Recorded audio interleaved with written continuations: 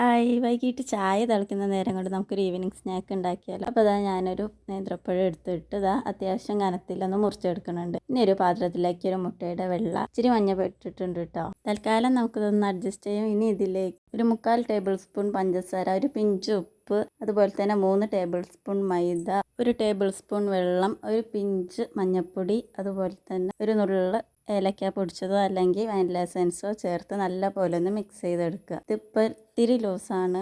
നിങ്ങൾക്ക് പഴംപൊരിയുടെ ഒക്കെ പോലെ നല്ല കട്ടിയിൽ കോട്ടിങ് വേണമെന്നുണ്ടെങ്കിൽ കുറച്ചുകൂടി മൈദ ചേർത്താൽ മതി കേട്ടോ. അപ്പോൾ അത് നല്ല പോലെ മിക്സ് ചെയ്ത് നമ്മുടെ പഴത്തിൻ്റെ കഷ്ണങ്ങൾ അതിലിട്ട് ഓരോന്നായിട്ട് നല്ല ചൂടുള്ള വെളിച്ചെണ്ണയിലോ എണ്ണയിലോ ഒട്ടും എണ്ണ കൊടുക്കില്ല. ഞാൻ ഈ കാണുന്ന വെളിച്ചെണ്ണയിലാണ് ഇത് മുഴുവൻ പൊരിച്ചെടുത്തിട്ടുള്ളത്.